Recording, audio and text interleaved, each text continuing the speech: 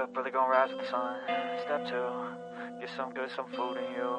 Step 3, think real hard about what you wanna be. Step 4, everybody just do your thing. Wake up, today's gonna be a good day. Wake up, today's gonna be a good day. Wake up, today's gonna be a good day. Wake up, today's gonna be a good day. Wake up, today's gonna be a good day.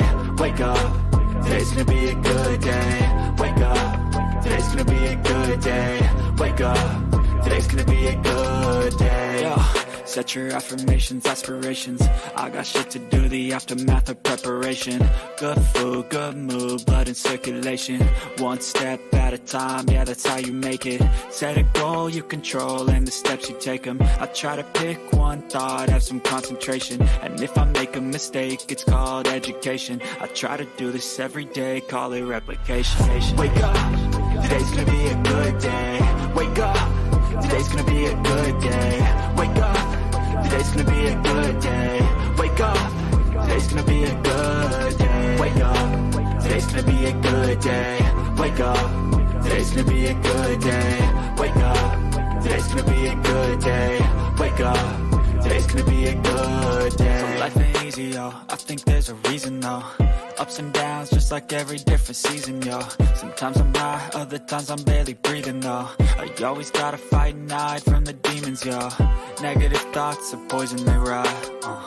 Head full of flies, so here come the clouds. They'll never stop unless I can swap all the bad for the good in my head when I'm lost. Yeah, so I'ma fake it till I make it. Positive thoughts are overtaken, I got patience. One day at a time is how you operate a cadence. A flow, you grow, you show yourself a foundation. Stay away from all the shit that causes temptation. I know that I like to do it cause it's sensation. I live my life in my head like a narration. Don't expect greatness, do my best, man, I'll take it. Wake up, today's gonna be a good day. Wake up, today's gonna be a good day. Wake up, today's gonna be a good day. Wake up, today's gonna be a good day. Wake up, today's gonna be a good day. Wake up, today's gonna be a good day. Wake up, today's gonna be a good day. Wake up, today's gonna be a good day. Wake up, really gonna rise with the sun. Step 2, get some good, some food in you. Step 3, think real hard about what you wanna be. Step 4, everybody just do your thing.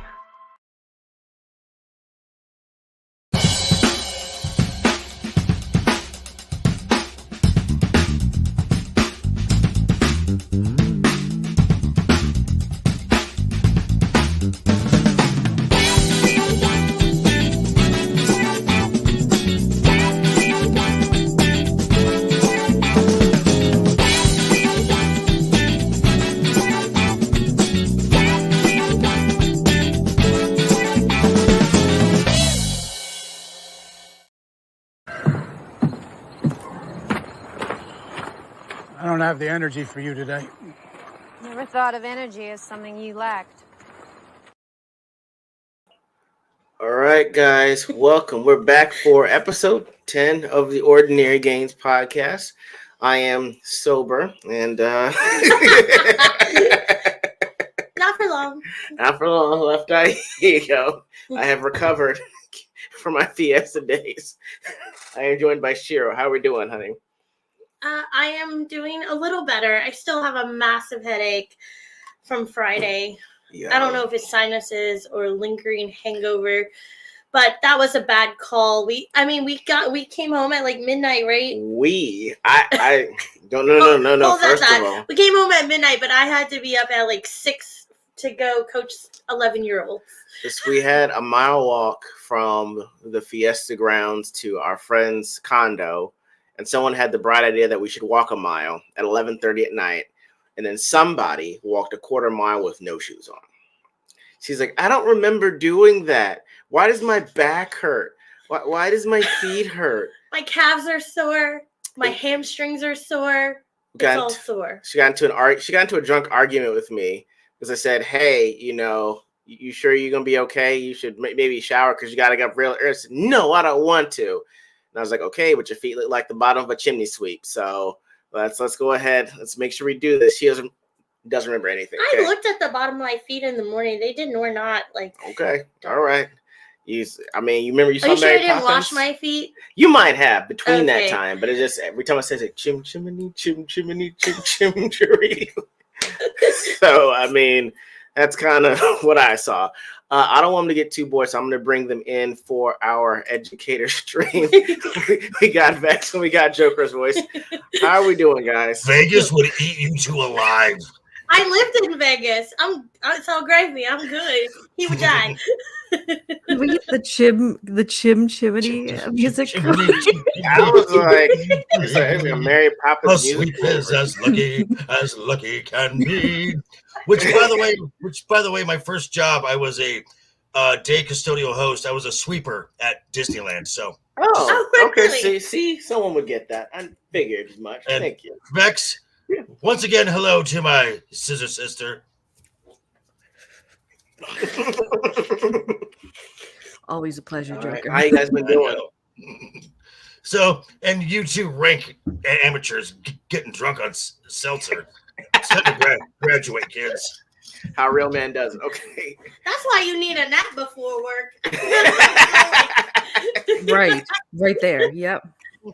All right. So everyone has been asking since Shiro posted it because they've been asking about this, right? Okay, so you want to explain Fiesta in general, how it works? Yeah, but you have Party. to wear the flowers. That's fair. Okay, flower power. Here we go. Good. Of course, where the rest of the stream be like this. Oh, you hold on. It lights up. Yes, there we go. Well, it's battery. Oh wow. Yeah. Oh gee, wow. Oh yeah, I'm doing it big. Okay. So you want to explain Fiesta to the people that don't know? I'm sure, and I'm sure people who know the history will know the history. You're trying to drink again. On my screen. But Fiesta is this time of year in San Antonio where they basically have parties throughout the whole city for about 2 weeks after Easter. Yes. And they kind of conclude all the parties with Battle of the Flowers. And schools have that day off as a holiday. It's just sort of a remembrance of the Alamo and all that jazz. But you drink and eat and just enjoy all the good things and live music. It's a lot of fun. If you work in probations, you don't go to work.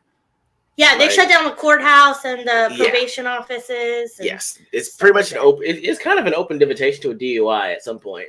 There's an inflection point. Yeah. So anyway, so what happened was I didn't know it because we were invited to this couple's condo, like right across the street from the festivities, and so I thought her husband was gonna go. So I'm like, I cool. did too. I'm gonna go. This Cannoli? couple's Yes, he was. condo Yes, he sounds was. like swingers, bro. Okay. See, They I'm always they worried. have a pineapple I'm always hanging worried. somewhere. I'm always worried right there. Anyway, because that was No. so. Anyway, so it was a friend of a friend. They were like, well, hey, Oh, you know, friend of a we friend. got the ranch, but we're gonna be at the condo. He's Come a out, we'll sus have drinks and already. everything, right?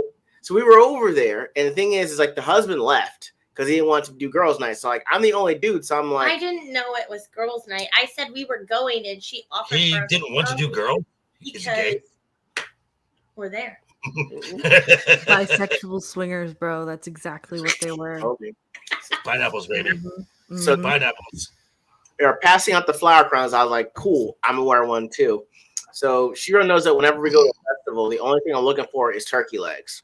Like turkey legs. I lived near Six Flags as a kid, and so turkey legs, I only had like one the entire like 8 years that I lived there. So I was always find one when I go to a place like that. Chasing a turkey leg high. I was. It was great. I had one. I had a seltzer and turkey leg. All was right with the world. But as the night went on, like I didn't think about it because I wore like red shorts and a shirt that had tequila bottles and skulls on it. And then I wore the flower crown that was lit up. And I'm in the inclusive part of the city. So like I was like, I definitely ordered one beer and he gave me two.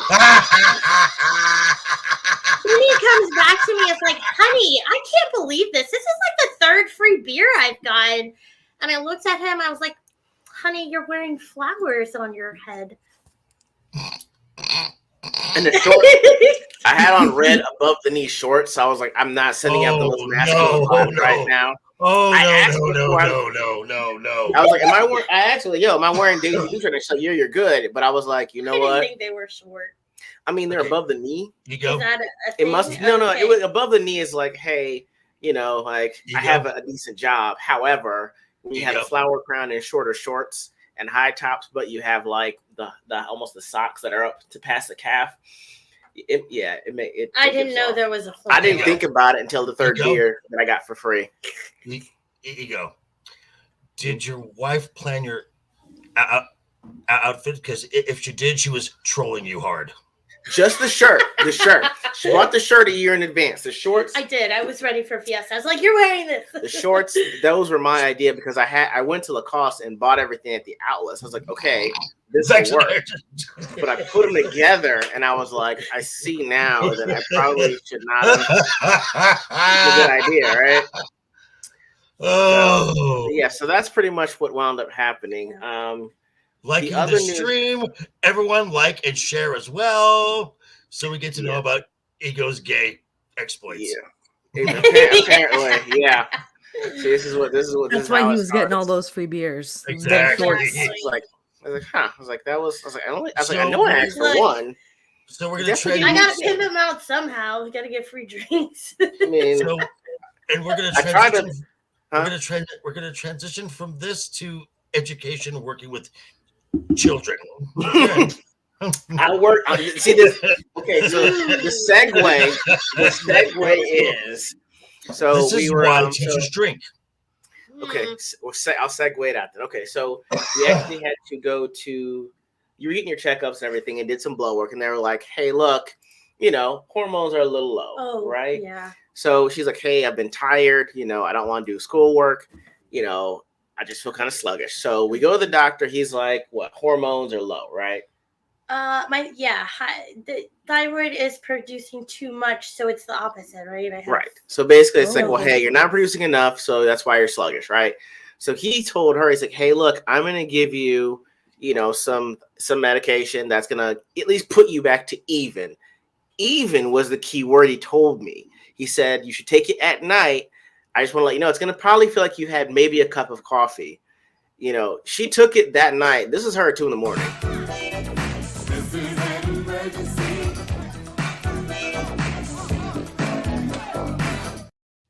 She's been like this for the last 48 hours. And I was like, I told her, I was like, you need to turn that off, sir. Whatever you gave so many her. activities.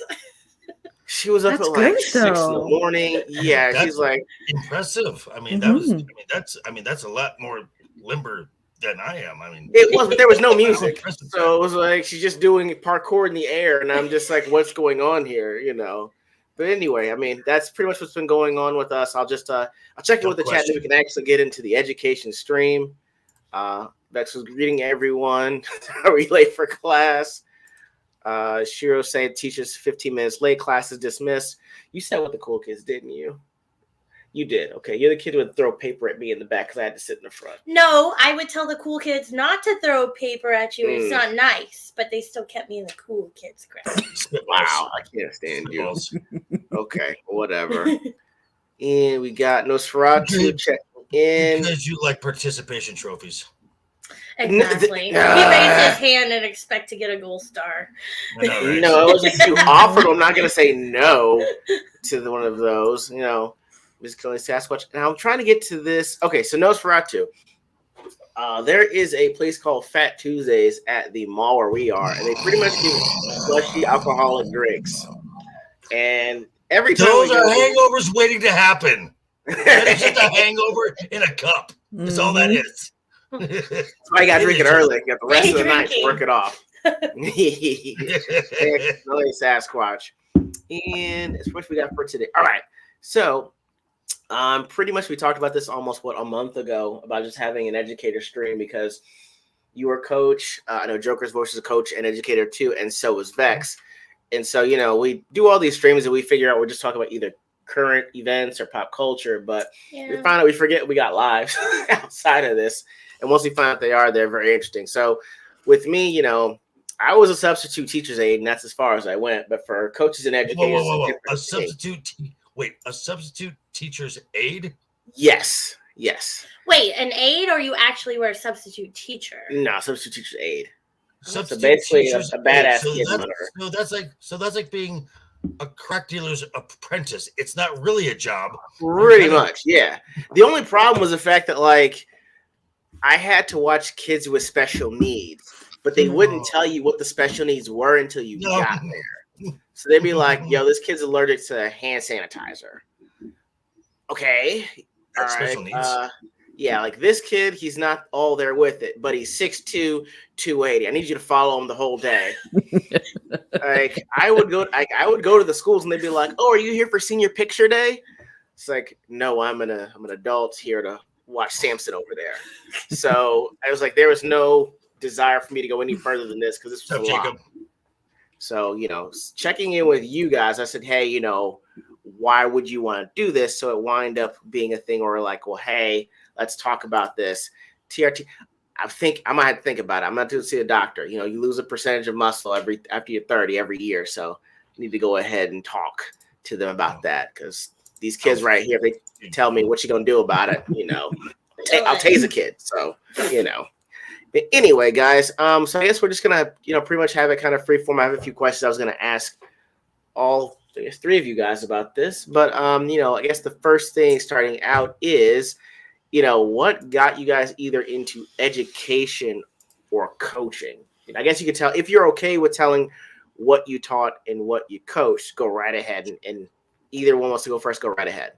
Ladies first. Which lady? Vex. My sister. I did not plan on going to into education at all. It just sort of happened. So I went to school for environmental policy, and I wanted to go into law school with that. And then I changed my mind and went into engineering. And while I was doing my engineering degree, I just started working at I guess I can say now because we're not called that anymore, but it was a Sylvan Learning at the time because I know you guys have that franchise there as well. Oh yeah, okay, yeah. We're not that anymore, so I'm okay saying it now. Cool. So I just started working there part time, and I ended up really enjoying it. So like even once I started working like in the engineering field, like I just did that part time on the side. And then all my contracts ended, and I realized I don't want to fucking do this anymore. Like this is just so fucking miserable. So I just went full time with it now. And basically I now help run / co-own the center that we operate. Wow. So I just have like knowledge in everything, I guess you could say. So jack of all trades. Pretty much. So I work with mainly students in like English and chemistry up to the university level, but I dabble in math up to grade 11. I dabble in, history, geography, biology. I have a strong biology background because of what I studied. Yeah, it's just kind of whatever the needs are. I kind of go with, I work with ESL students. I've worked with kids that have learning disabilities, or they have like, I don't know what they're called for you guys in the States, but when they like tailor their learning plans to like more special needs, it's called an IEP. Okay, it's the same thing. Yeah, IEP. Yeah. Okay, so I work with students that have individual education plan. There you go. Right. So I work with quite a few kids with IEPs, and I'm just all ages as well. I've worked with kids as young as 4 to like full on 30-year-old adults in university. So do you get to keep your co-ownership as you transition to living in the States, or no, because I won't be working at that center anymore. But I mean, me and I still call her my boss, technically. God damn it, Nas. Holy shit. Not yet, Nas, not yet. Wow. What we had taught, like now that we've gone kind of independent, we've dabbled in the idea of maybe opening up like a franchise in Florida. Yeah. But the only concern is like when I move, just because of where I am age-wise, like me and my husband want to start trying for a kid and just operating a brand new business and having an infant at the same exactly. It doesn't make sense, right? So it's something I'm going to consider maybe down the road. But like I'm also more actively pursuing like voice acting and YouTube now. That's a lot of fun. So who knows, but like I really enjoy working in education. Like I feel like like I don't dread going to work every day, and I feel like it keeps me mentally sharp, because I know a lot of people that just say work in retail or work office jobs. Like it's so monotonous that your mind just shuts off for so many things, right? But because I always have to jump around to like 4, 5, 6 different subjects in just one day and like hour by hour, I can't really plan ahead because it's usually just whatever the student brings me to work. And then in some cases, like some of the private classes I teach, sure, I can do that, but that's maybe like 20% of the time. So I really have to always be on my toes. And that's probably why I'm fucking autistic and my mind is all over the place with all this YouTube shit. Squirrel. But yeah, that's what I do. Okay, all right. And Mr. Joker's voice, what we got for you, man? Sheila first.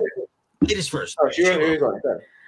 So I, as a young person, my parents went through a divorce right when I was maybe a junior in high school, and I was working a job and staying like all hours of the night at this job, and my English teacher kind of noticed like, hey, you're not coming to class, but you're still making your grades. Like, hey, I'm going to help you out here.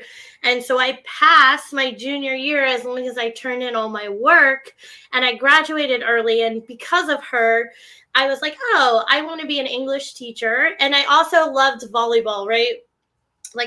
So English, I loved reading the classics and stuff like that. And then volleyball was a huge passion of mine. And so through this English teacher, I was able to actually graduate early and then, kind of continue. However, as I continued, a couple things happened, right? Like I felt like as an English major, I was writing the same paper over and over again. Like, what's the theme? What's this? Motif. I got over it real quick. It wasn't what I anticipated it to be. And then also like something in me, I guess my best friend's mom is also a school teacher, and through her story, she was like, these parents are nuts. And so I was like, yeah, I don't think I can commit to this full time. So it actually went a different route, and I'm an accountant now, where I don't necessarily have to talk to people. However, I still maintain my coaching passion, and I coach for club volleyball out here. And I think through sports, kids learn a lot about life and facing adversity and stuff like that. So that's why I stick with it, because I've been able to see kids go from like 11 and awkward to playing at D1 schools. So it's been nice. Very nice. Okay. My turn. What you got? Okay, so I actually went to college for a degree in physical education, and I was in Southern. That's true. I did. Here. Oh wow! Hey, nice. Wow. So graduated from Cal State Fullerton with a Bachelor of Science degree, and physical education is now called kinesiology. Yeah. The art and science of human movement, because I wanted to coach. So that's where I first started from, and I had known of the coaching staff. I had known of the volleyball coaching staff at Long Beach State. Was at the time a two-time national champion. And through friends of mine, I got to know the coach and know the coaching staff. And even though I had never played, the game made complete sense. Oh, okay. I mean, so the mechanics and how the game works, I'm like, okay, so I can do this. Was a substitute after I graduated for about a year and a half, and then got a full-time teaching gig. I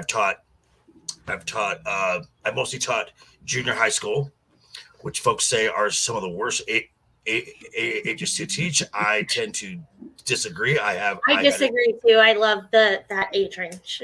Yeah, I don't mind. I think it's far and few in between that I've encountered where it's negative, but I understand where you're coming from regardless. Yeah. And I actually taught phys ed as an academic subject. My students learned to take notes. They had written tests. They had written assignments. So it was because most of my teaching. I was in a LA Unified School District school where most of my students were ESL, and some were, shall we say, not official, shall we say. Gotcha. So Gotcha. Yeah. So do we get it? Okay, good. I don't have to explain it.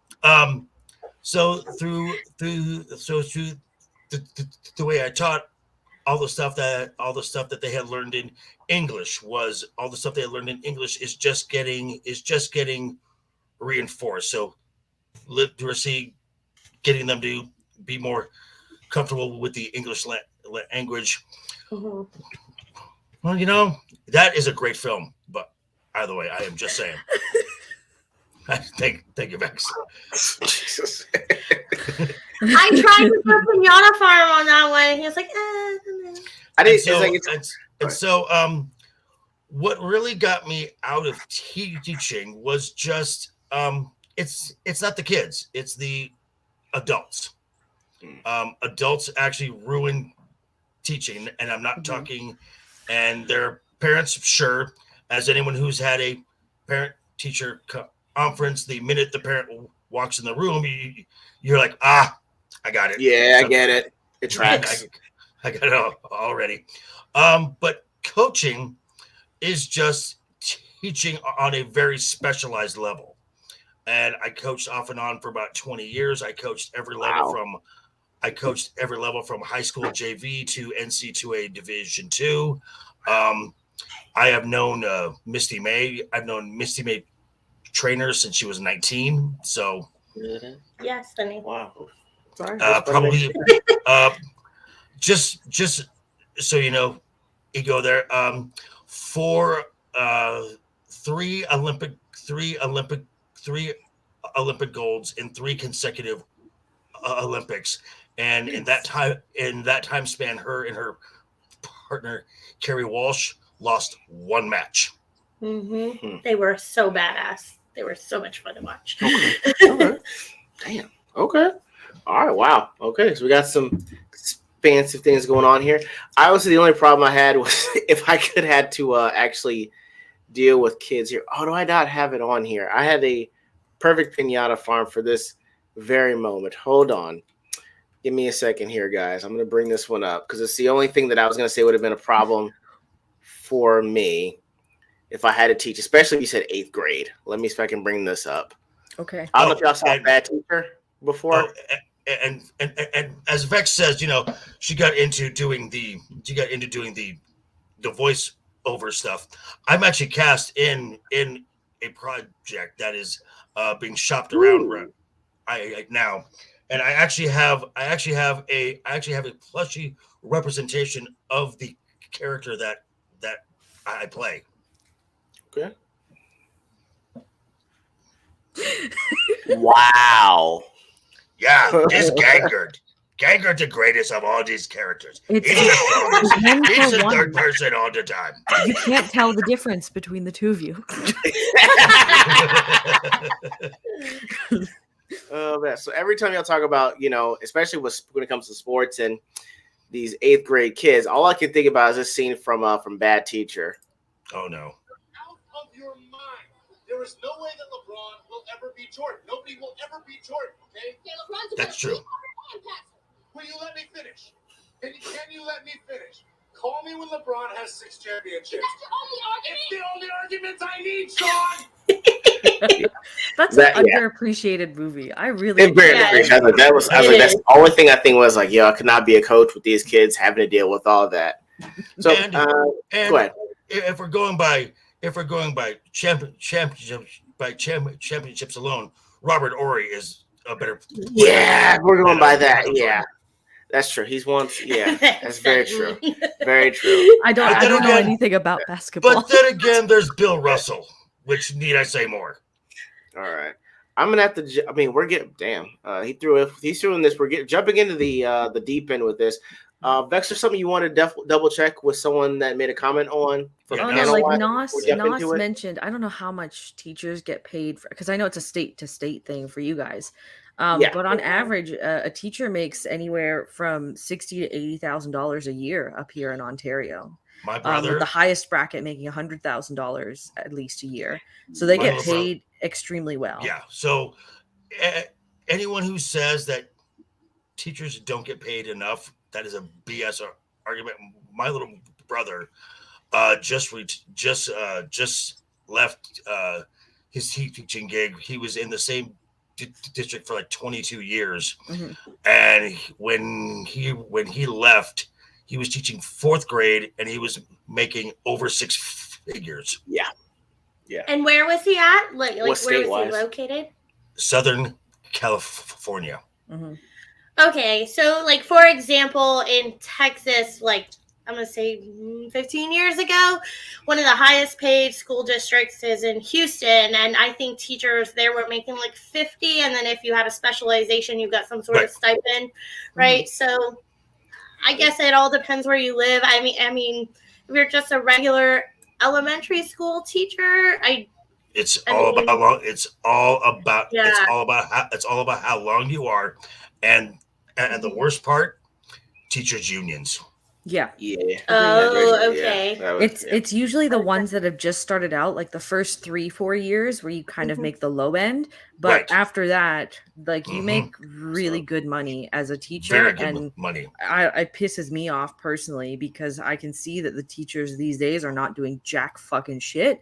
And the pandemic definitely proved that more than anything up here. Right. And just for example, out of 365 days in a standard calendar year, a teacher maybe works 100. Works 100 what hour? Days. 100 days. Oh yeah. So like the school district, typically a school district contract will tell you how many days you work in the year, and that's what you get paid based on. Even though you may get paid 12 months out of the year, it's based on a certain number of days that you work. Correct. Yeah. And I would say that was one of the things that I had to learn with the schools being a teacher's aide is like you actually just sit and talk to teachers when they're gone. He's like, well, hey, I met a geometry teacher in like that part of Pennsylvania. He's making $100,000 to teach geometry for like 9th and 10th grade. But he's like, the first 5 or 6 years you teach, you have to be in Philly to do it. And I was like, I wouldn't be able to survive in Philly that long just to get out. Because like you have to be in a lottery system to get out or have at least a good enough resume because you teach in Philadelphia and you have to get out to teach like in the suburbs. So it's like it usually depends on location as well as the credentials and the teachers union. And it's the unions and all the unions want more cash for working less. Yep. Yeah. I can see that. Mike has bad knees, makes an excellent I was in school, I don't remember like maybe once a year a teacher would be gone from the classroom and we'd have a substitute. It'd be weird if they were gone. Yeah, it wasn't my teacher's taking vacation this week. Right. No. It's every other week the teacher seems to be gone and substitutes are filling in and the substitutes aren't up to par with what they're teaching in the curriculum. So I get all of these kids, especially like high school sciences, that don't know what the fuck is going on because they're so like they have a different teacher every week. So and each of them have a different like background. Each of them have a different teaching style. So there's no consistency and they don't know what the fuck is going on. True. Even in the charter school that some of my volleyball girls are going to, I think it's a charter school, but they have very specialized teachers and they're like doing college level coursework or something in structure. But like teachers are leaving midway through the year. And so then they have to take all these tests, right, to pass their class or something. And the standardized tests. Someone in that doesn't know up from down, basically, and they're stuck with these tests. Now, there's a problem with that. Is standardized tests mean nothing nowadays? I agree. That is just a way for a school to receive more state and federal funds. That's all it is, because all the schools do now is they teach to the test, and they dumb down the test. And the students are going to move on regardless, because at least in here in 1992, a certain president with the middle initial W. No said- child left behind. Correct. So So ridiculous. As a result, my last substitute job, I worked a long-term sub. A teacher was pregnant, and she was out for the last 6 months of the school year. So I took over that class. It came to the standardized testing. These were 6th grade students. 90% of the students could not read past the 1st grade level. What? 90%. Because no child left behind. Yeah. Yeah, my best friend's mom hated that. And even like in her last few years of teaching, she was like, I can't even give this kid an F on a test they failed. I have to let them retake it. Mm-hmm. And she was like, this is ridiculous. And, I agree. And we have a similar policy up here. Yeah. Mm-hmm.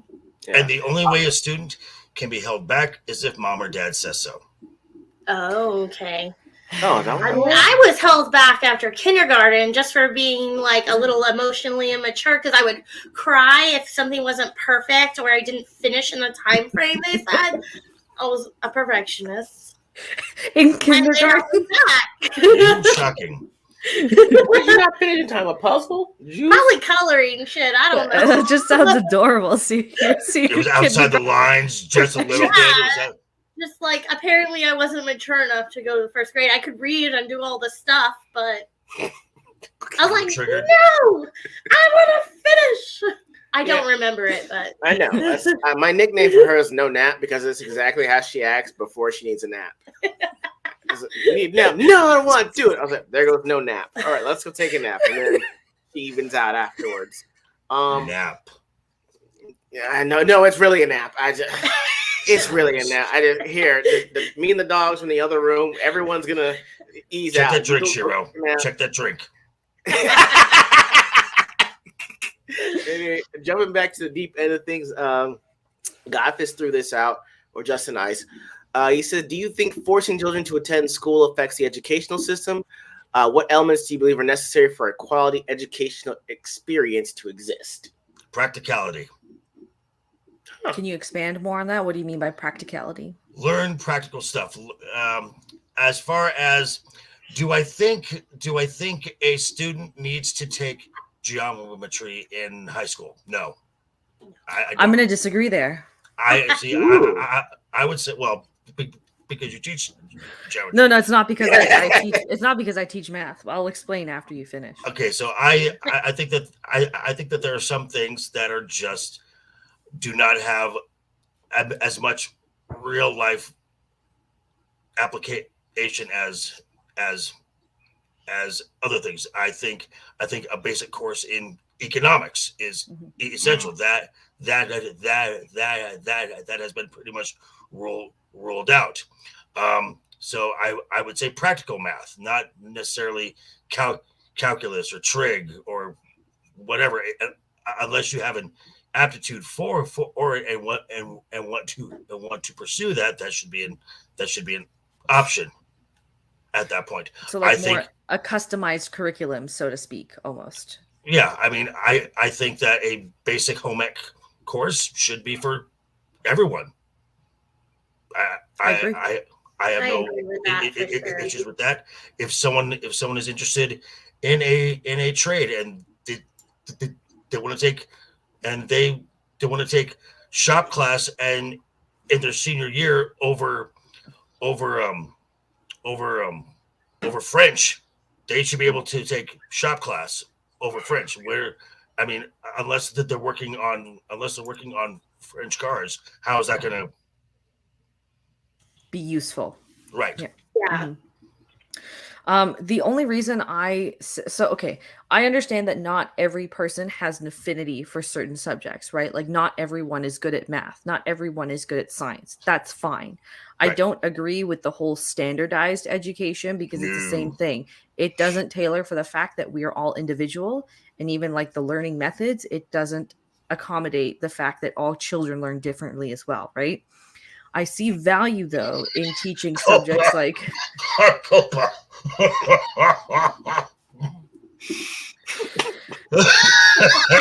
We've been on fire all day today. You were in detention a lot, dude. Cole was Right. always in detention. Okay. And rails.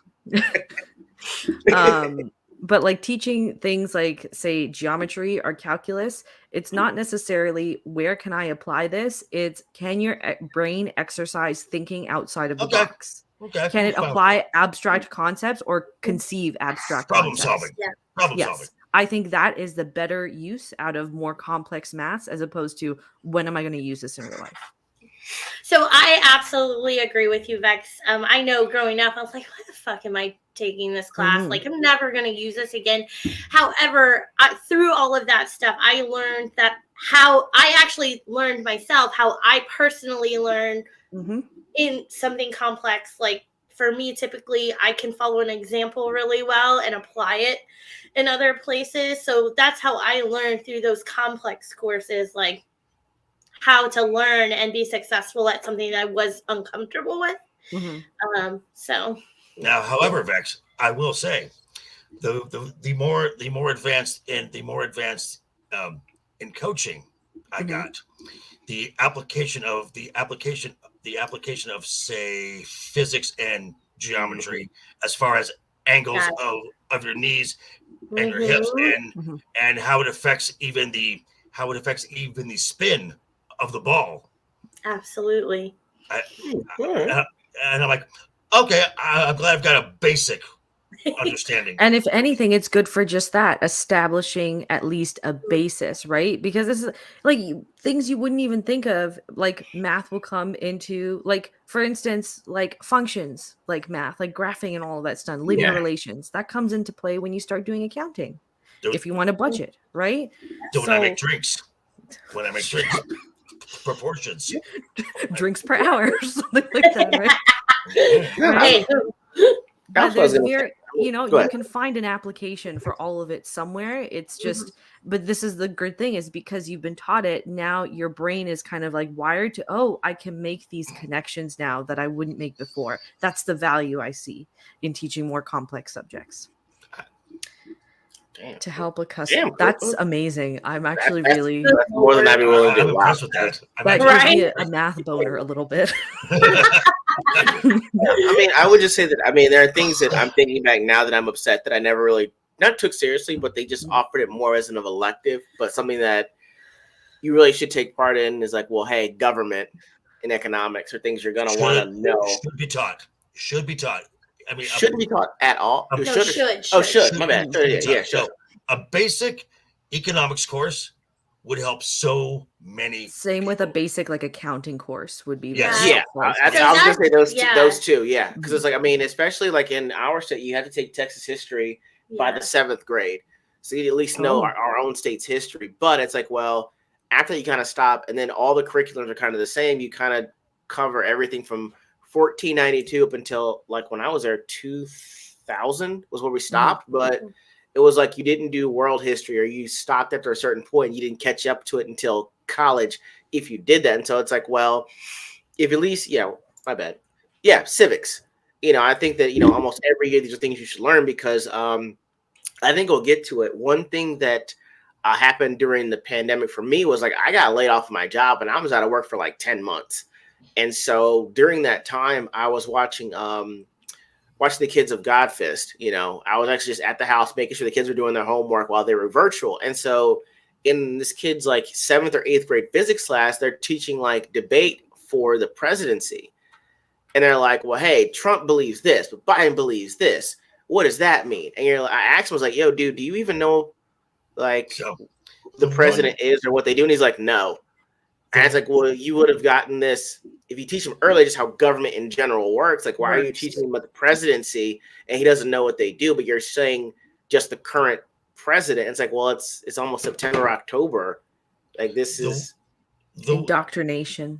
The one silver lining. And I'm like, so the one silver lining about the lockdowns and remote learning is that parents saw the mask finally come off. That's yeah. Yes. Basically all the parents I talked to agree, like, yeah, my kids' marks during those online years Didn't fucking matter. They boosted them to hell, so just every kid would pass because no one left behind. They didn't give any genuine homework. So I know that those grades, even though they look good on a piece of paper, are by no means a reflection of their actual knowledge or skill. And I feel really bad for those students. They get a I do bad rap too. on that. And I really also feel bad for student athletes. Someone who in their senior year, this is their that was time their to last year. Mhm. to this was their last year to impress a college or something. So how many scholarships are lost based on that? Yeah, I think as a society we definitely underestimated, or would it be under?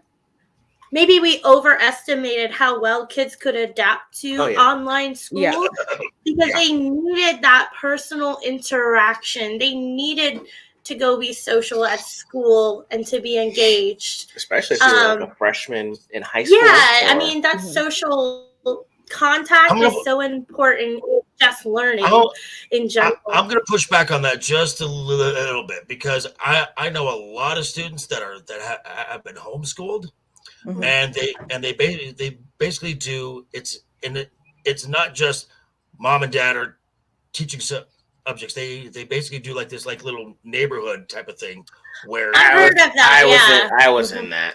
So, those are so there still is that socializing and to whatnot, because at least and I've said this before, I'll say it again, if your kids are in public schools, maybe depending on the state, get them out as soon as possible, because a lot of, and this is just the mindset of these school districts, because the way the schools are built, the model that they use to build these, especially newer schools, do you know what it is? What? Prisons. Oh, yeah, makes sense. That is fair. They build schools based on prison models.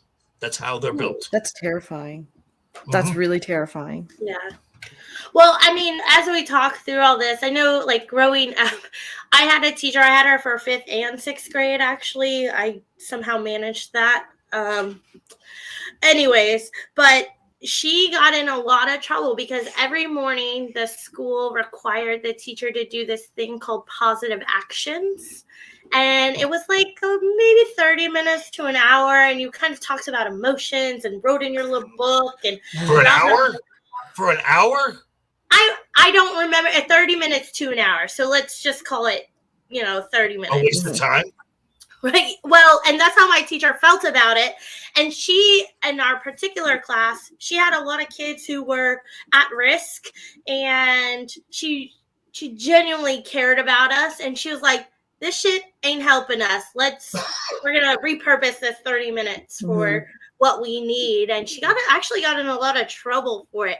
So I think in public school, like, there's this, you have to do this, this, and this, and teach to the standardized tests and stuff like that. That is way more prevalent now than it was when I was in school. But I think it's a mess now. Well, yeah, this is part of the present education system. It's about how these students feel, not what they've learned. Right. Okay.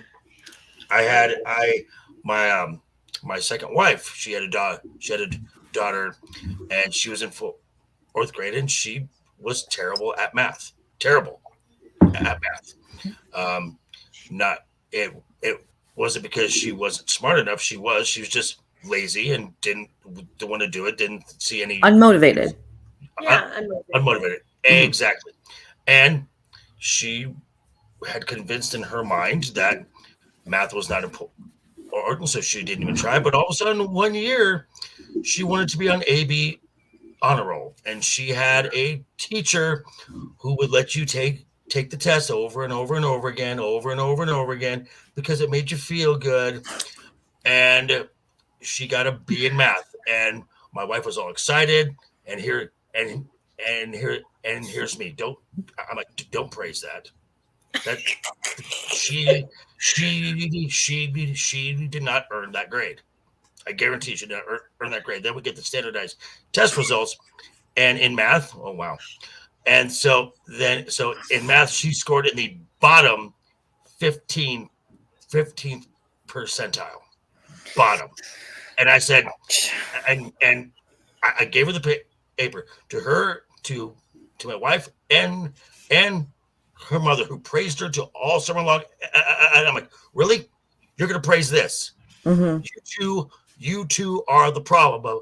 You two are the problem for this child. Stop praising bad behavior.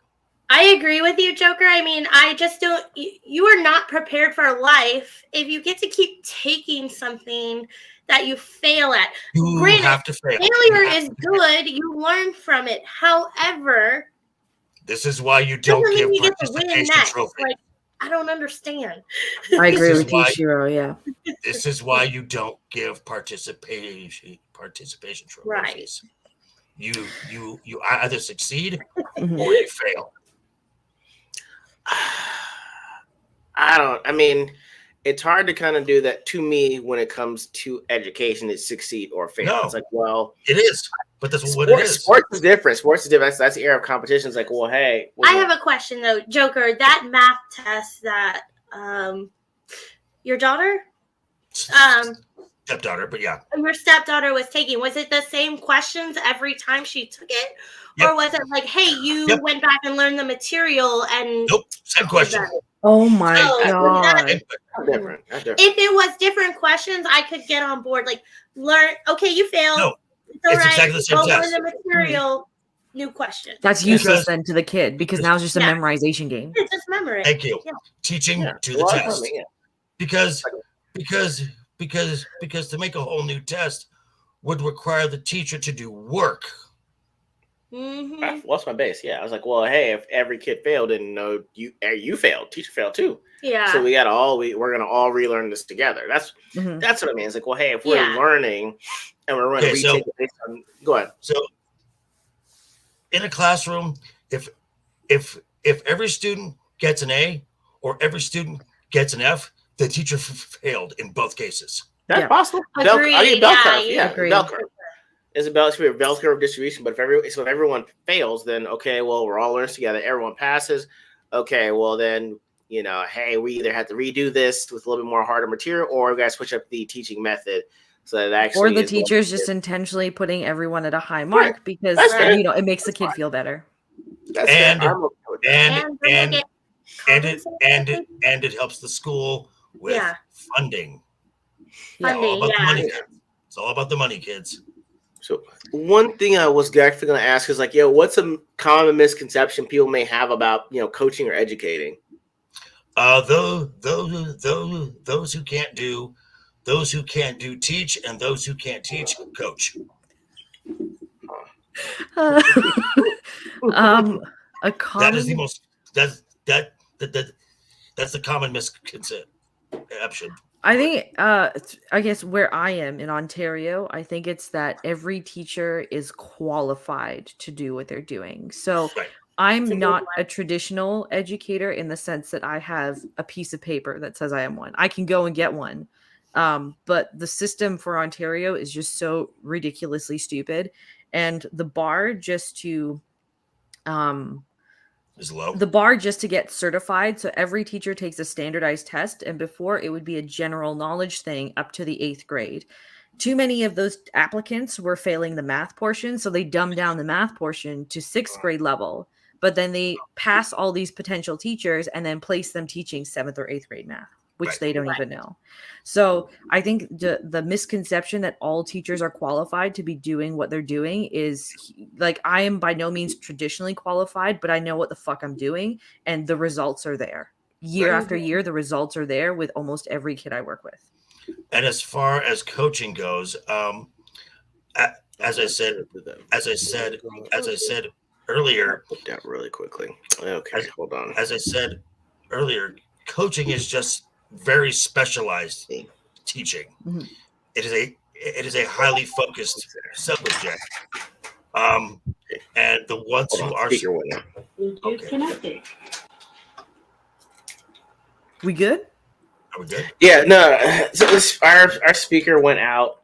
It was at 90%, and then within an hour, it died. So sorry about that.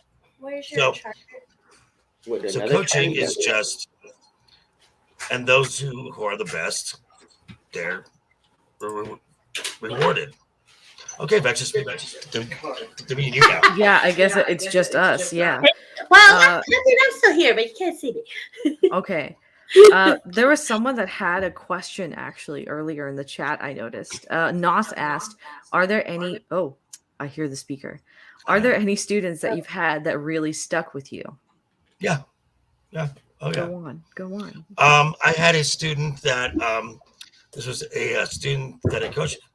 What's up, Shieldwall? I had a student that I coached. I had her for a club up team in 10th grade, and she actually went on to play at Rutgers for 5 years. So that is Division One. I know, right? at Rutgers, and she is now she was the head coach. Her husband is now the head coach at a small private You want me to go get online college. in the other room? Yeah, you We might can hear have to. you. Okay. Sorry, babe. Alright. My bad, guys. Give us 1 second here. We got all the technical difficulties today. Give us a second here. Hold on. You're good. Okay, so she went on to play. She went on to be a head coach. Her husband is now a head coach at a small private college in SoCal, and we actually talked about a year ago. All right. And she said the way you taught me how to do this skill Nursing man's triumph here. is still the way that I teach it now. So That's Okay. very nice. Very nice. Memorable students. They're all like I have a lot of ones that are memorable just because like they'll come back and find Sorry, me guys. afterwards. You're good. And just tell me that like, the way you taught this really helped me, or like I'll get parents tell me like, the way that you taught them this, now they have an interest in this, or now they're motivated to do this. So it's more the impression that's memorable as opposed to the student, I would say. and then of course there are also students who are memorable on the other end of the spectrum too. Okay. Like I have some there's a one little girl I remember who used to come because she was really behind in reading thanks to COVID, and we caught her up in like 6 months, which is great. But it's just she's memorable to me because she was literally a pint-sized drama queen, and it was wonderful every time I worked with her. Right, so like she's memorable. I had like a high school student that would come who was really into crypto. And also he was really into he was into crypto, and he was really into like red-pilled politics. So like he'd ask me all these questions about like, what is really going on with Trudeau? And then we'd have conversations about that, right? And he wouldn't dismiss it as, oh, you're wrong, oh, you're right. It was more like it got him thinking.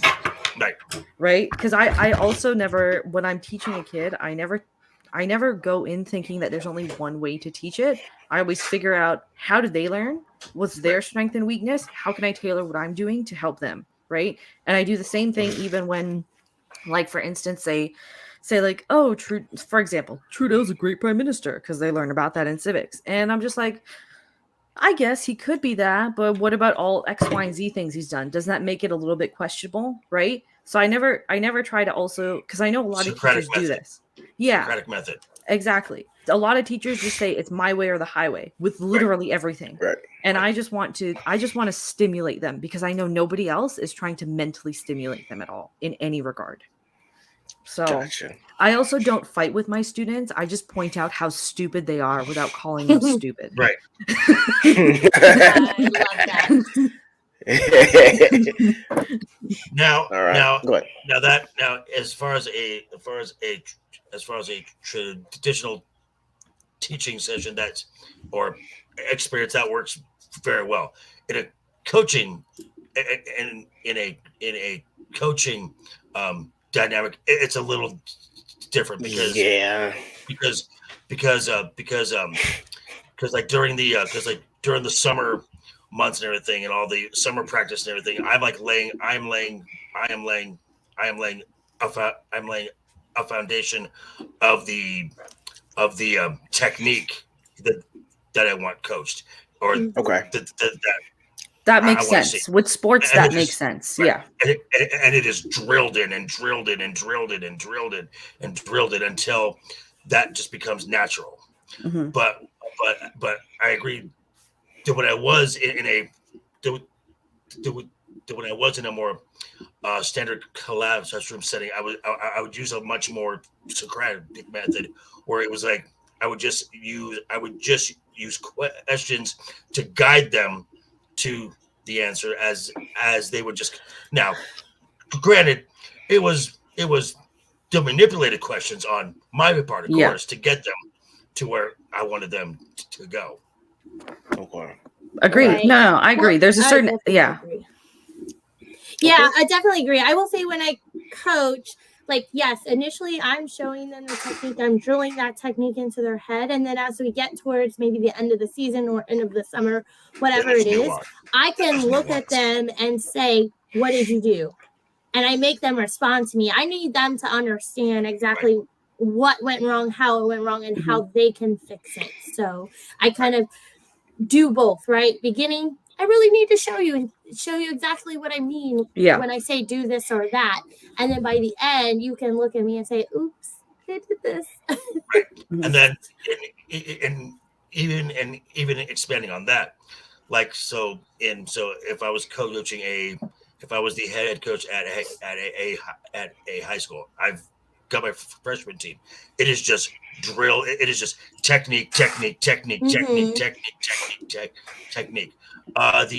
JV, it's more teamwork and flow and how things work. When I get to the varsity, it's nuance. That's where the fun. That's where the fun part is. And so I would call like a a team would call a timeout, and I would call my captains over, and I'm like, okay, so do you notice? So do you notice doing the setter when she gets in trouble, she does this, or when they do, or when they give us a free, or when they give us a free ball, how they're slow to get back. So let's adjust this and really exploit that. Okay. That's the fun part. That's the fun part of it. Yeah. Someone came in late and I guess wanted to ask or like missed the part where we all introduced what it is we teach. Did we want to quickly go over that again? Yeah, go right ahead. Sure, why Yeah. not? Okay, Max, I'm a jack of all trades that used to work at a Sylvan Learning, but is now called something else, but still the same thing. So I do English, math, chemistry, biology, basically whatever a kid needs up to like 11th grade, and then university level for like English and chemistry and biology. I was a the middle school phys ed teacher. I also taught science, and I was a volleyball coach off and on for 20 years, every level from high school JV to NC2A Division 2. I coach club volleyball as a passion. Yeah.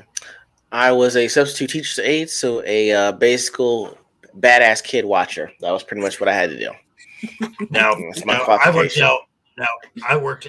My last teaching job, I worked at not a private school, a non-public school. This is the school where they sent the problem childs that LA Unified couldn't handle. Mm-hmm. Wow. That's how Yikes. So I was up to my eyeballs in IEPs. Jeez. I can only imagine. So one thing I was going to look at too was, and I would definitely want to ask us, what's different now from when you were in school or played sports to the current generation, and is that a good or a bad thing? It's all bad. Vex. I know, I know, because I encounter this every day, so this is always literally at the forefront of my brain. So I'm going to be going on 32 this year, right? So I mean, I guess it hasn't been that long since I was in school. You're young. But Jesus. sorry. You're young. So You're young. young. I'm Definitely young. 20 years Definitely old. young. I am 20 years older than I know, you I know. guys. I'm the young one in all these streams. Yup. But I've noticed personally between when I was a kid in school and the kids in school now, the teachers don't give a fuck anymore. The majority of them. B, they've dumbed down the curriculum a significant amount. C, technology has become literally just the go-to for everything, whether it be submitting homework, assigning homework, posting up just notes and stuff like that. And I think that's detrimental to a child's brain development and critical thinking abilities. Those are the 6 things I identify. Damn. So I'll jump in because I definitely agree with you on all accounts there. As far as coaching goes, like it's totally different. You know, we used to do punishment. We used to, take a lap. Yeah, take a lap. You couldn't pass the ball, go do a lap. You gave me an attitude, get the F out of my gym. Like, no, and coaches and teachers were not your friend. They were there to help you learn and get you to the next step. And nowadays, as a coach, I have definitely had to change my approach. I believe I do see the value in. I don't think running is going to make you better at passing a ball, kind of thing. Right. However, if you're being disrespectful or not following the directive, yeah, we're going to run. Like, get out of here.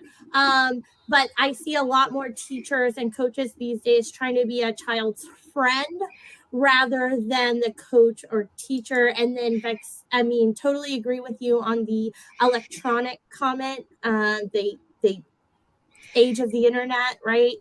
Everything is done online or through some electronic device. And I mean, it's beneficial to know that stuff, but it can't be your whole existence. It just Exactly. can't. So First thing as a coach, when I had my first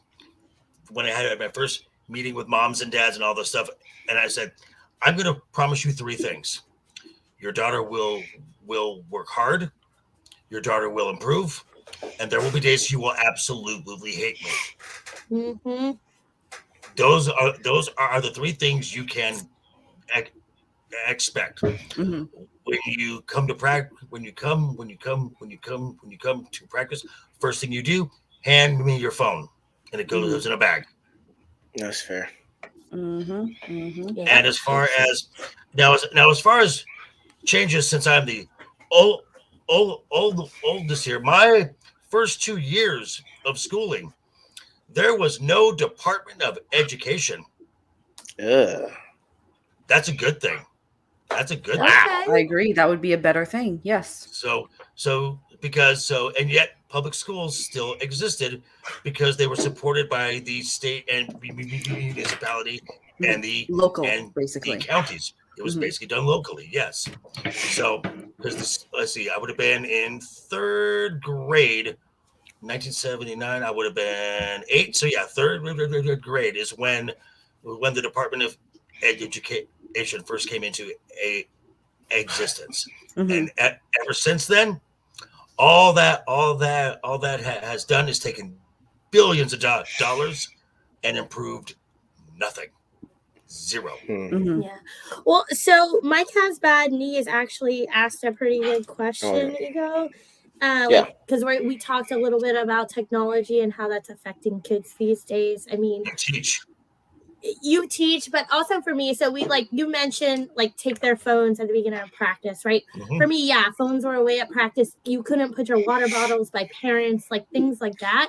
But as we get to tournaments, because kids have grown up in this sort of electronic social media age, taking pictures with each other and doing funny faces, that's part of their social makeup now. So in a tournament, as long as they're all together and potentially using those devices, for me, that is how one of the examples of how I balance that. So okay, the way I combat that is at tournaments you are supposed to be do with your team, and you hang out with your team. You give your phones to mom, and dad, and if mom and dad don't want to take pictures, that's on them. Mm. And Okay. after a match, you guys go out, hang together, eat your snacks, get your stuff, do whatever. Again, mom and dads have phones. You don't get your phones back until the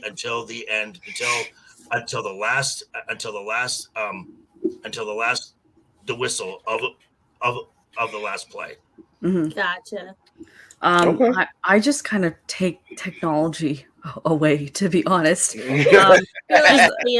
You know what it is? It's like I understand that these kids, everything is on Google Classroom. Like literally absolutely everything. They get a textbook for a class. Guess what? It's a digital textbook, right? Yeah. So for me, even if they're only spending maybe 2, 3, 5 hours a week with me, I'm taking advantage of the fact that I know once they get out of school, they're just going to go and sit on their phone or play a video game or something and be in front of a screen again. So I just want to be able to give them the ability to discern some sort of information without having to rely on a screen. So, right, I will give them, if it's not the same textbook, it's okay. I have another, grade 11 math textbook that has the same stuff. Use this. If all the notes are online, I print them out and they can go through that. If I'm teaching a kid how to read, no iPads at all. You're holding a physical book or I'm printing something off for you. So that's what I was getting at with my comment earlier is that when we all went online, I'm not sure I used the right word, but during the pandemic, when they took everybody online, that's what I was getting at earlier. Not everybody learns the same. And then you take some of those physical things that you can touch and see out of someone's hands. It's a different learning style. Can some kids do it? Absolutely. Other people can't do it that way. And I just feel like we said, this one way, we're all doing this. And that's what it's the easy way, unfortunately. Now, based on, it's the lazy way. So with what Vec said, if there's anyone if there's any mom or dad out there who thinks that they can't do homeschooling because they don't have access to all the resources, you do. Just print the stuff out and you use can the internet. Yeah, it's very easy. And then even and then going back to what and then going to it. Shiro said with the online learning, you're really only engaging in one or maybe two learning styles. You're and it's really kind of really only one. It's auditory. Some people need to see some people need to visually see this process happen, and some people, especially in sports, kinesthetically need to learn this. So this is the other problem I have. I mean, and I've had kids who learn differently that way. That's the problem I have with the electronic learning is because it ends up being just one style of learning, they actually don't retain anything they're doing. So like, for instance, like I have kids that have entire science classes that are virtual. They have no lab experience, none whatsoever. So I'm like, how can you conceptualize, say, what an electrical circuit is by not even attempting to do this in a physical way so you can actually learn it? Like realizing that there's kids learning science without practical application actually blows my mind a little bit. Like how can you understand the concept of a chemical reaction without seeing it? Exactly, without seeing it happen. Like that genuinely blows my mind. The other thing too is like I remember because like when I was in university, like I remember all my teachers would put stuff online and then I would just print stuff afterwards because I would try to read it on the computer and I just was not I wasn't retaining any of it. And I'm not. The ads would pop up. Wasn't even that. It's just I don't know what it was about a screen. And I found a study actually that was done in the early 2010s that said like there actually is a connection between reading ability and retention and digital screens. So this is the other reason why, especially for young kids, like I push physical reading more, like as much as possible. Much as possible. So Vex, I've had that experience myself, just taking classes online. Is Like I have to read it out loud as I'm reading, and then I'll play it back because I sort of missed something just sitting there reading it. I don't know. And there's a severe disconnect. Right. And I would go even further than that, because I use all three methods. Because as I'm doing like my notes for my YouTube stuff, I'm reading it, I'm saying it, and I'm writing it. So I am I am triple reinforcing it. It doesn't help how I speak, but that's Oh boy. Hold on. I think we got another question on here from Godfist. I'm gonna double check this one. Here we go. All right. So he says, how do you balance the no, wrong one. That's Spike's bad knees. My bad, guys. Here we go. So how does a teacher or coach determine that their success as mentors is due to their skill to disseminate information versus the interest and commitment of the student or player? Okay, that's for, at least for me, that's something that is determined by the individual. And again, this is something, if a student, okay, so the one I taught, okay, as I taught phys ed, one thing we had to do every week was they had to do a mile run. Okay. Why, I don't know, but they did. So naturally, there are some students that are at, 8th grade. They are the wiry and they are energized. They are coked out without doing coke from the time from the time they wake up till the time they go to sleep, and they can buzz around like there's no problem. But then I got the kids that are generally, let's say a little rotund, if you will, and there is no way that they're going to make that A time or that B time. If it's solely based on time, they're going to fail every single time. So what I did, what I did to give these students a feeling of success, I went out and got stopwatches. When their run started, they started it. When they got to the end, now my aide, they stopped it, and then I would just keep track of their times, and I would see how much time to where they started and where they ended, and then based a scale on that of how much they improved. Because if it just came to running a mile, these kids are not interested in that at all. But if they know that there's a way that they can be successful, okay.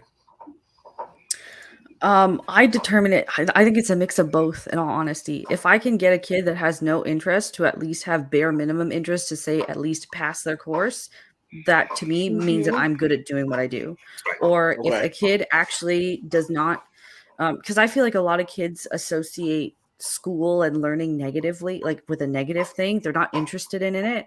So if I can just stimulate a child to be interested in learning again, that also tells me that I'm doing good. So it can be both. Well. Yeah, doing well. English. Sorry. Yeah, I mean, I agree. I think because you speak Canadian. I agree. I think each kid is different, so you're gonna have individuals. But yet you can. You're gonna have individuals that you need to reach in a different way, and you treat kids fairly, but you can't treat them all the same. One kid needs super positive reinforcement, and another kid needs like, hey, you messed that up, do it right. You know what I mean?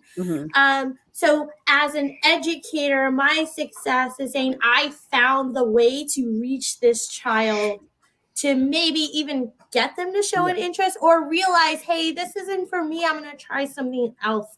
Like, and have those honest conversations with kids because they're not dumb. They know what's going on. They know if they like it or they don't in that sense. And so it is a combination for sure. And there are times I've had to walk away from a child and be like, you know what? I have told many kids this. I tell them at the beginning of the season, if I'm not telling you something or talking to you when you're doing an activity and giving you some constructive criticism, more than likely you have showed me that you don't want to do this. So I'm going to let you just be. And I leave it at that. Yeah. And of course, I have many talks before I do that. I don't think I've ever actually given up on a child. I think there's only one instance where I've actually done that. And again, it's been like method after method, attempt after attempt, until finally it's just like, you don't want to be here. So there's no point in me trying to even meet you halfway anymore. Obviously I felt like I feel like I'm failing when I can't reach somebody. Yeah. So, I was working with where was I working? I was working with the women's volleyball team at Cal State Dominguez Hills. That's a Division II team, and I was working with them for their spring program. They were in the interim of transferring from one head coach to another. So I was working with the athletes that were there at that time, and I was working with one of working with one of the middle blockers, and she just had an attitude that day, and we had started working. We were slotted for an hour. After 15 minutes, I just took down the nets and I said, I can't teach you today. So we're done today. Yeah. And I mean, in that sense, a huge message. And this is something that new teachers and teachers in general can get into a trap is they feel that if they have this, they feel that if they have this breakthrough success, that they can do it that they can do it all the time. And a brand new teacher thinks that they're gonna reach every child. You're not. And you're not. Yeah. Put that in your head right now. Most of the time, it's going to be mediocre at best. You're gonna have more failures than successes, but it's those successes who come back to see you, or who make it to play Division I and go and go on to call me and say, I teach the exact same way that you taught me. I have coached hundreds of students. I've had one of those, and it's worth all of them.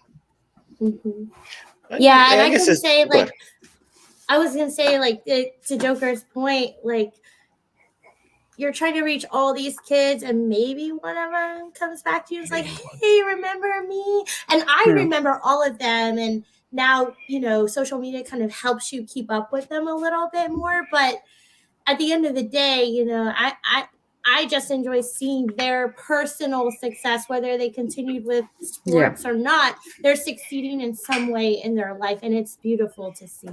Correct. Yeah, I guess it's different for me in the fact that, I didn't technically teach, but I did tutor, especially once I got to the master's and doctorate school. And so you figure out that you're not teaching them anything that they don't already kind of inherently know. It's like by the time you're at grad school or almost undergrad, we know you're smart, you got in to an extent. So you're just trying to teach them more or less how certain things are allegories for life. Like Shiro knows that I've been in some form of school from the age of 4 to 30. So technically I've only been out of school for 7 years. Yeah. So, I've only been out of school for 5 years now because I did back-to-back degrees. Yeah. Right. So things you learn within 5 years, you know how to do that? It's no, I can teach you how to put a circuit in series or what's the other one? it's series, or when you're doing circuits, it's an engineering thing. You can put it in either series or God, I forget what it is. It's an engineering thing, but it's like, well, hey, I can show you how to, I can do a hearing test, tell you your outer, middle, and inner ear, but it's like, well, hey, what do you do on the first date? Mm-hmm. So it's I'm like, just for saying, me, E.G.O.s, stick to being what? a doctor. Don't go into the engineering world. We have no idea what you're talking about. Okay? I'm not. She even Vex is like, We I'm don't an need your engineer. I don't know ego. what the I fuck to think talk I didn't about. do electrical You don't. engineering, so Okay. Oh, thank God. There And we look, go. he just Thank you. assumed you were Nice. an Thank you. electrical Thank you. engineer. Well, I mean, you could have mechanical or chemical. I know that there's those three, I Mhm. think. But yeah, it's just You for said me, it's 2, so your math is off. well, no, including the one he said, then it's 3. Yeah. Thank you, Vex. Thank you. It's more support than I'm getting right now. No, it's just, I guess for me, it's you're trying to, I guess the hardest thing for me is to try to teach people that have book knowledge that you put it at such a high level when you're like, well, hey, the knowledge you're going to get about other people is going to be it's going to push you a little bit further, if that makes sense. Like, for Shiro's having all the degrees she does, she can hang out with everybody. She was like, yeah, I was just talking to Ed over there. I'm like, Ed, the dude with the full face tattoo? She's like, oh yeah, he's a great guy. 3 kids, Oh, yeah. wife's fantastic, mechanic, he's awesome. I'm like, the dude with the face tattoo? It's like, yeah, you just gotta talk to people. Like, face tattoo people, they're always the nicest. And so for me, it's like, I had to learn from Shiro that For real though, like I guess something E.G.O. has had to learn in San Antonio. There's a lot of dudes, bald head, tattoos. we live in a military city too. That's the other thing. And we also live in a military city as military well. city, yeah. But like the people I've met along the way are regular, everyday people. Right. And guess what? If something goes down or I need something, I know someone who will show up.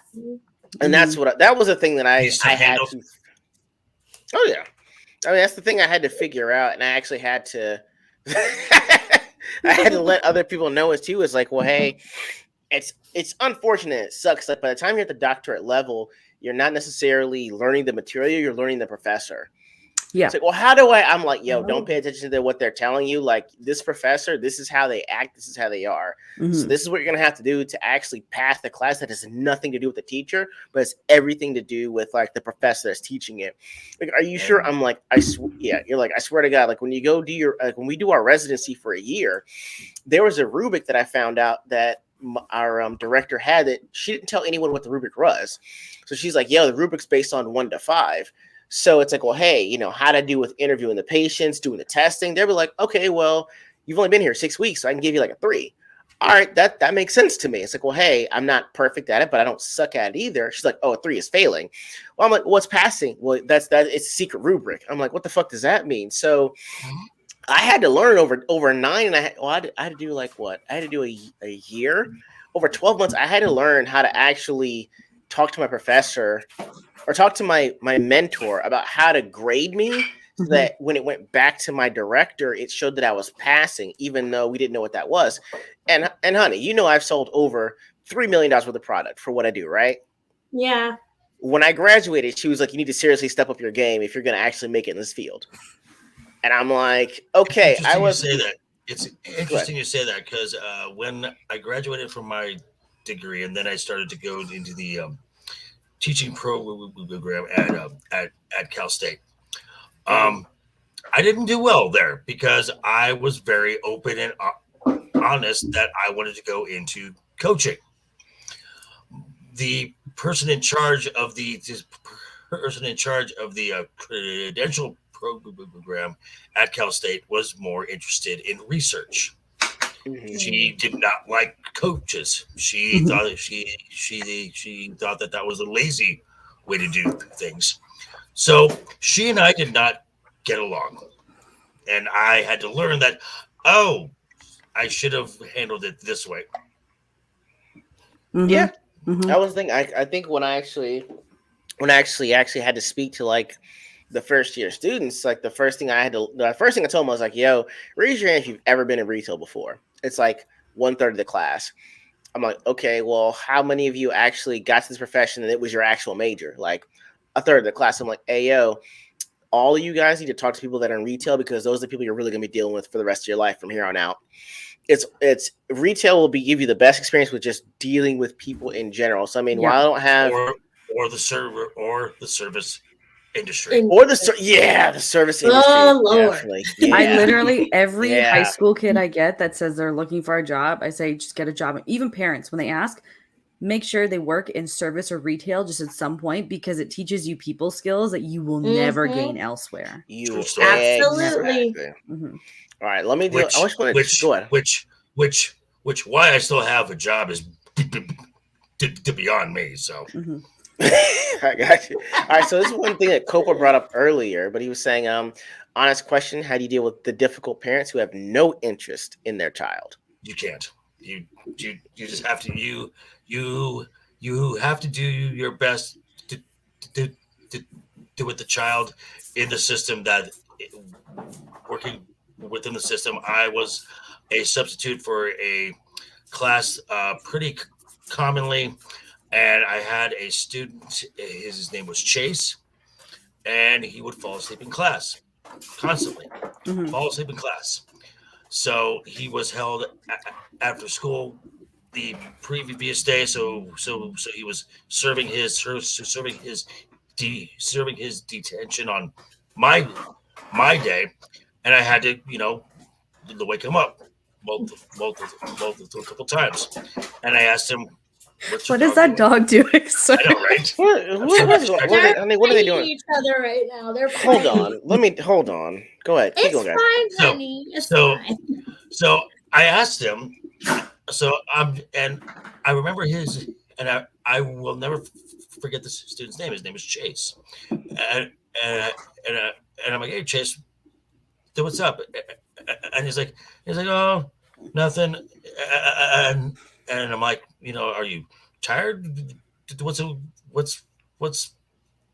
And he's like, well, I didn't get a lot of sleep last night. And I'm like, well, what time did you go to bed? And he's like, well, first I went home, and and then I had to, my mom left for work about 5 o'clock, so I had to make dinner for myself, and then I fell asleep around, I don't know, I think around like 10 or 11, and then my mom came home at 3 a.m. and she woke me up, and I'm like, oh my God, this child never has a parent around.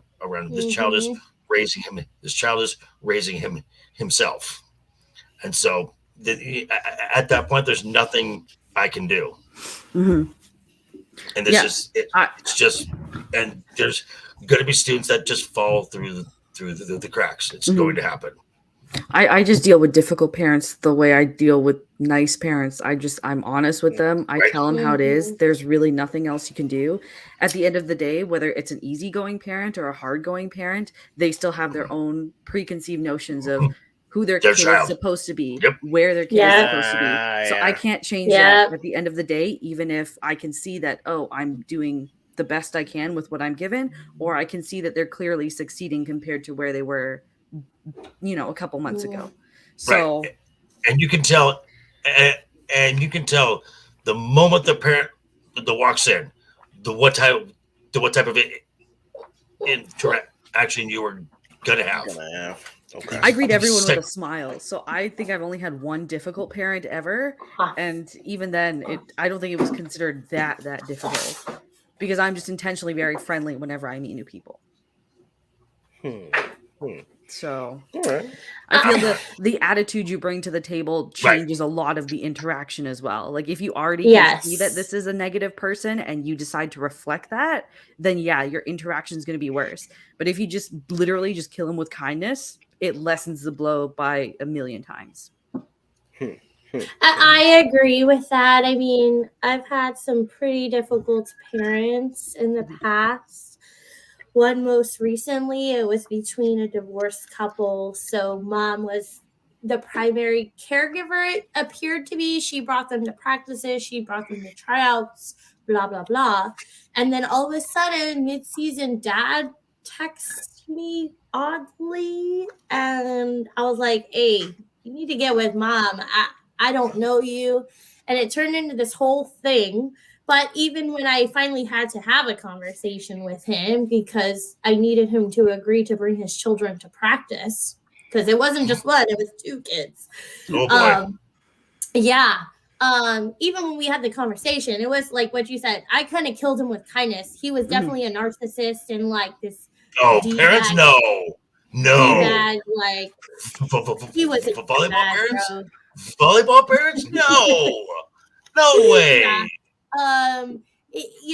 I had to kill him with kindness, but as far as like, okay, I'm not going to reach this parent. However, the child had shown, one of the kids showed a genuine interest in volleyball, and she, like, I was getting reports that she's practicing every day, and like she just loved it. And so I just tried my best to encourage her, like, hey, make sure you try out next year, or let me know if I just tried to encourage her in any way that I could. But I knew I wasn't going to reach the parent. And so you just kind of, like Beck said, kill them with kindness and let them be on their only way. so much you can do at the end of the day. Yeah. Shiro. Yes. So, Shiro, from a coaching standpoint, how have you dealt with delusional parents? Oh God. I have, and you know the ones I'm talking about. Oh, the ones I do. Who, my kid's going to D1 volleyball and blah, blah, blah. Like, boo boo. Your kid's last in line on this team. I don't know. I set realistic expectations, right? Like, I'm a pretty fair coach in a sense about playing time. Even though I know coaches who do it, there has never been a team where I have sat somebody a majority of the time. I find a way that they improve and they are on that court in some capacity. And if I don't think I can do that with them, I don't pick them up on the team. The other thing is I set expectations with parents early on, and I say, hey, I have an open door policy. You're not going to hurt my feelings. Like, I really don't give a shit about what you're saying. But I'm going to make you think that I'm going to make you think right. that Come talk to me. You know, and then if a parent is delusional, is like, my kid's the best on the team, I typically have stats to back that up, or I have specific examples of what is going on and when. And I personally have open practices, but I do set expectations with parents that you say one thing to a child and you are out. And I have called multiple parents out in practice, embarrassed the shit out of them, and they know the deal. So I don't play. So, and I'm very glad that you said that because I had the 1 year I had it was at a high school, and I was running the whole program and stuff, and I had a girl who was good enough to be on the varsity, was good enough to be on my varsity team, but I was already 2 players deep at the setter spot, and I'm like, and I'm like, so, and mom and dad were like, and I'm like, okay, because they asked me, well, why is she on JV now? And I'm like, if she were to come play for me on my team, she would get no playing time. Yeah. She would not learn. Here, she's going to get reps and reps and reps and reps and reps and reps and reps and reps and reps. So agreed. And I will also add to this. I feel like parents sometimes don't understand it's not just skill. There's also team dynamic when it comes to the sport that we coach. There's a team dynamic, and one person may not be the best. Let's take setting, for example. One person may not be the best setter. However, they know how to get their team together and how to just, not bring the team down in a sense. So that plays a big factor into it, and that's hard to quantify. Yeah, exactly. parents sometimes don't understand that. I'm with you. I'm with you. Sorry, Vex. The setter's a person that just puts the ball up for the other person to spike. I had to figure out what that was too. That was horrible technique too. But it was. I didn't know. What? I coached him. You see my Do hands. not make me out to be a bad coach, sir. You weren't a bad. It's a bad angle. It's a bad angle. No, bad angle. Okay, here is the technique: bowl, forehead, extension, triangle. That's the technique. I remember. You put your hands into a bowl. You put your hands at your forehead. You extend completely through your body, and you look through the triangle of your index fingers and your thumb. That's exactly what I said when I it is not what you I said. I told Sheila, like, she coached me for one season of practice. I'm never doing that again, guys. Never again. Because the people she brings on, like, no, I said that you must feel some kind of way trying to teach a flock full of retards how to play this game. I'm not about this at all. I couldn't do it because there's no way. I see these people that are ex-D1 players. I did not say that, to be clear. I said no, she didn't say it, but in my mind, that's what she said. She's like, look at this flock of retards. I cannot believe that this is what I got to coach. He's just going to get banned. It's fine. It's okay. It's fine. It's of my own doing. It's my channel. Okay. All I'm saying is, all I'm saying is that I've seen the people that play, and she'll be like, she brings us on, and we're quality C team, right? Like, we go for a spike. Someone did this, like, came all the way back here for a spike. Yeah. A kill. Are you playing it? Spike, Are you playing in the 70s or what?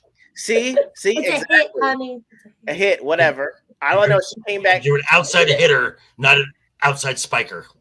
Okay. All I'm saying is she did this. She ran up to do this, and I was like, "We are quality C team." She's like, "Are we going to play this team over there?" That technique too. Your shoulder, your elbows lower than your shoulder. Exactly. That's what I'm saying. Okay, because like I said, I saw the people she brought over to play us, and I'm like, reach high and snap. And that's what she said. All I was saying is I've seen the team you brought over, and I told her, I said, hey, if one of these kids, one of these people at XD1 hits me in the face, I will fight everybody in here. I'm fighting all of y'all. You put your hands up. Like, I don't understand. Why? You know what you're doing? You saw me in practice. They saw me in practice. E.G.O. Anyway. What? E.G.O. This coach's swing. This is the coach's swing right here. This is the. I'm saying. This is an ego swing, okay? It's an ego swing. If you hit me in the face with the ball, that's an ego swing, okay? I was telling everyone. That's why I said I can't. No, okay. This is why she's not allowed to coach me at all. I don't do well to taking instruction with Shiro. Because I want to. Where's my trophy? Where's my trophy? I showed up. Where's my trophy? I got trophy for not fighting nobody today. Whatever. all I'm saying, okay, that's it. I will try coaching football or something else where it's strictly but hit him with the spleen. Exactly. You got like, hey, okay, E.G.O. What? E.G.O. Just to let you know, because you made this whole sport here thing. Just for example, I was in a tournament with my high school team, and my star player, she was getting dug like crazy, and the girl across the net starts talking smack, and I'm like, and I said, and we got through that first game, and I pulled her over to the side, and I'm like, are you tired of that? Are you tired of that? And she was upset, like, yeah. I'm like, okay, next time, shut her up hard. So I moved. Hit her in the face. Well, I moved my rotation around to where she had the small blocker on her. Okay. And this girl was right in front of her, and she just turned, broke her nose with the ball, bounced it right off her face. Wow. So right there. As they take a timeout, and I'm like, all right, girls, come on over. Is she okay? All right, Coach. I'm sorry about that, Coach. Good job. I didn't like that. Right? She would carry that with her for the rest of her life. I'm not gonna Yes, lie. good. That would, She will, and that is yes. and exactly why I always say I would fight everyone because you knew what you were doing. Anyway. But yeah, Anyway, we Zero. need an educator question because we have gone rogue with the stories. Okay, well, I got it. All right, so this is the other one I got. So, if you were going to write a book on your experiences as an educator and or coach, wouldn't. what would you call it? You would either a memoir, a manual, or like something that could be a comic book. None of those at all. You wouldn't write it, or it wouldn't be about anything in particular. No. Really? Wait. Sorry, I'm confused by what the question is. Is it what the title would be, or would you write a book? Like if you were going to write a book, would you write like this is my experience in the educational system of Canada, or like, hey, this is my experience in education, or like a manual? Mine would be one sentence: get your kids out of public schools. Now, are there pages? Like, is the same thing over and over every page? In different fonts on the same page. Get out. Is it in every language? Like, no, it's just one sentence. That's it. It's a page. It's a pamphlet. I've actually considered writing a book on this. So this is an interesting question. Go on. But mine would just be Shieldwall, Shieldwall, no, you can't say that across the net. That is a red card. That's called taunting. It would just be a book on the value of critical thinking and what it actually is. Because I think, like, for instance, like a lot of parents are just like, oh, I want my kid to read more. But they don't understand that reading is more than just, seeing the words and knowing what they are out loud. It's actually comprehending. And I think a lot of people take, especially these days, even teachers, I notice, take for granted how important just being able to critically analyze and think about material outside of just, can I regurgitate this onto a paper for a test? So yes, if I were to write a manual, it would be on that. And I've just seen like kids of literally every kind of background you can imagine, how they all are lacking in some sort of way. And I feel like that experience and that knowledge would translate really well. Got it. Shira, what you got? I would call it On the Line. Of course you would. Sounds like a movie. We had to give a title as well. Yeah, of course. Okay, man, mine would be Explanations. Oh my god! Nice. It's done already. I love it. Continue. Oh my god! Man, this should be. Do you have a second YouTube channel? No, I don't. Explanations is a channel, man. That'd be awesome. I could, yeah. When you're giving her homework, and she's like, "Oh my god, where am I going to fit this?" Yeah, it's just I don't have the time. Like, I barely have time to squeeze out a YouTube video every other week. So, but no, it's just, there's a lot of things that I want to do, and I just haven't managed to get there yet. And just on a slight tangent, this is a thing that I also tell kids is like, you don't have to worry about figuring everything out right now. I've made 3 career changes in my life, and I'm looking to probably make a 4th and a 5th in the next 1 to 2 years because I want to do more than just settle into one nook. I have a lot of ambition. So just that's another thing that I would like include in there is that you shouldn't feel the need to just group kids into, oh, you want to study this, so do this. Oh, you're taking these classes, so you ought to do this. You got to understand that not everyone is going to, I really don't think at the end of the day, anyone fits into a narrow box of anything. They just get comfortable with that and choose to stay there. Okay. All right. So I'm not going to lie. So I will say this, while Joker and Shiro are off camera for a second, I think Vex might understand just a little bit. I don't know if she'll understand a little bit better, but it's just more of like the school thing, whereas you learn a lot about school, but not about like the outside world. And so for me, the hardest part was the dating aspect of it out of school, because it's kind of hard if you were trying to date in school because you kind of only date students, at least to me as a guy, because like, well, hey, where's your income come from? School? Like, are you a doctor yet? I actually never dated anyone in school both times I went. That's smart. It's very smart.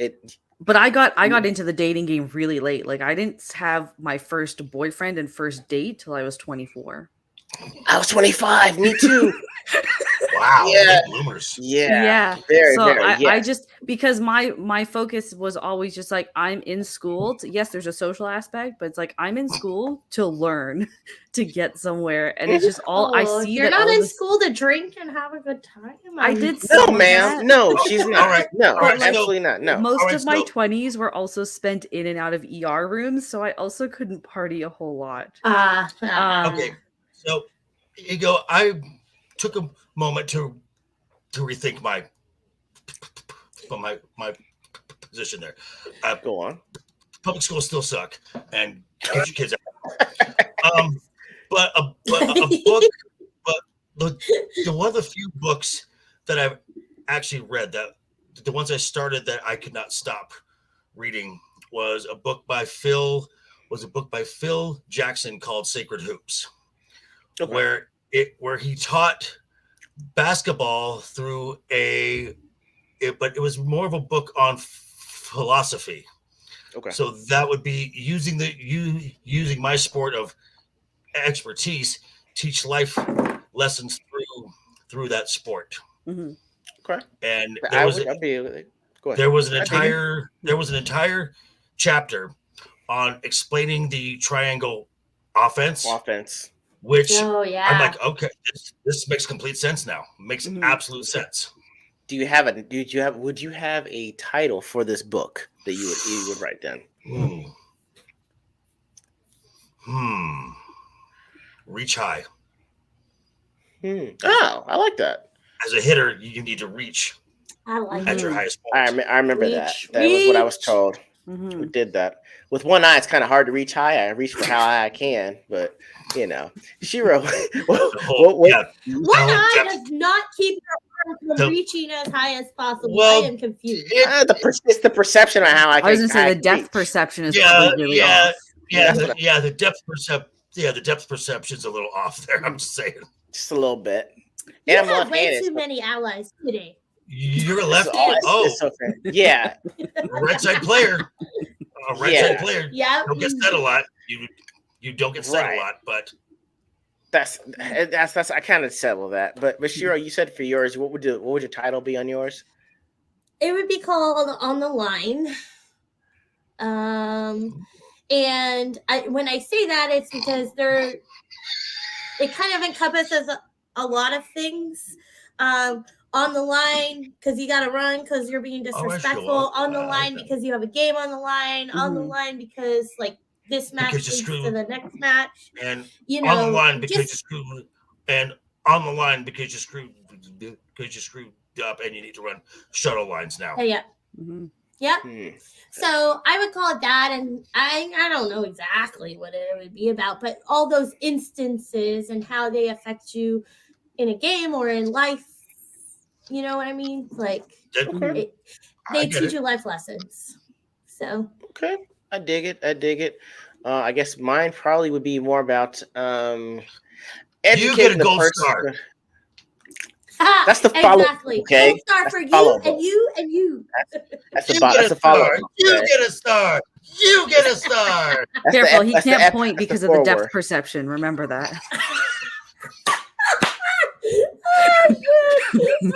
It's not funny because what happened was can't reach out far enough apparently. Well played, y'all. I thought y'all was allies today. Never trust anyone, bro.